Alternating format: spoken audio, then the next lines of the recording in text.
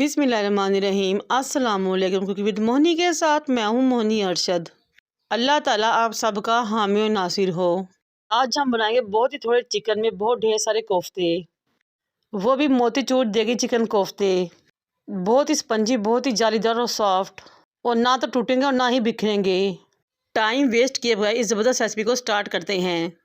एक चापर लें, उसमें एक बड़े साइज़ का प्याज रफली काट के डाल लें।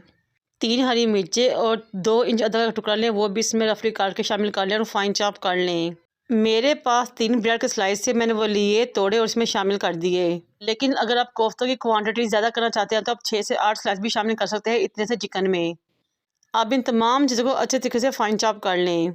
फिर मैंने 3 पाव बोन में चिकन लिया, उसको छोटे छोटे टुकड़ों में काटा और इसमें शामिल कर दिया। साथ ही मैं इसमें शामिल करूँगा कुछ मसाले।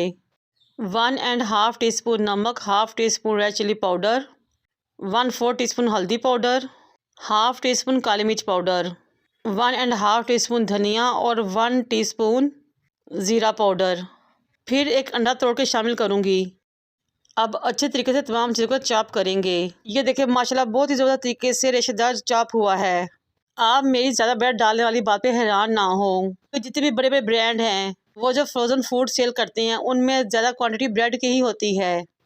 दोनों हाथों को ऑयल से ग्रीस करें और थोड़ा सा पोर्शन लेकर छोटे छोटे मोतीचूर कोफ्ते रेडी कर लें। ये देखिए माशाल्लाह मैंने थोड़े से चिकन में ढेर सारे कोफ्ते रेडी कर लिए थे। कोफ्तों का साइज़ उबले हुए अंडे के जर्दी के बराबर रखें। एक बर्तन लिया, उसको चूल्हे पर रखा, उसमें 2 गिलास पानी डाला, स्टीमर जारी रखी और तमाम कोफ्ते इसके ऊपर लगा दिए। 15 से 20 मिनट के लिए इनको मैंने स्टीम पे रखा, मीडियम फ्लेम पे।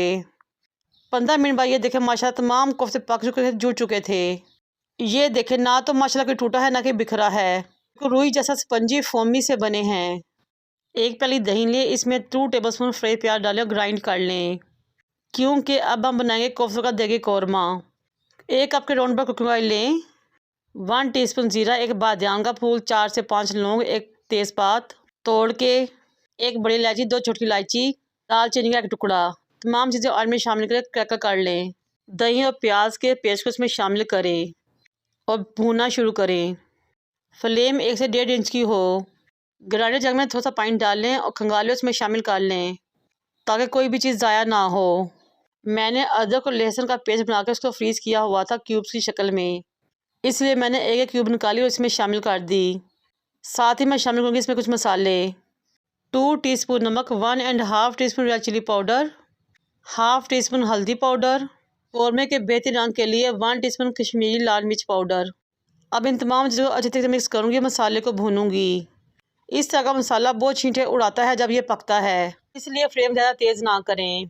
1 टेबलस्पून धनिया पाउडर शामिल करूँगी, मिक्स कर दूँगी। तकरीबन 8 से 10 मिनट गुजरने के बाद हमारा दानेदार जालीदार मसाला रेडी हो चुका था और ऑयल अच्छे तरीके से ऊपर आ चुका था। मसाले का जालीदार होना और दानेदार होना बेहतरीन कौरमे की निशानी है। अब मैं इसमें 1 टेबल स्पून कसूरी मेथी शामिल करूँगी, मिक्स करूँगी।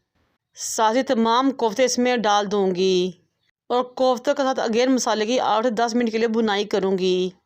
ये देखें माशाल्लाह भुनाई के दौरान ना तो कोफ्ते टूटे हैं ना ही बिखरे हैं। शामिल करूँगी 5 से 7 साबुत हरी मिर्चें।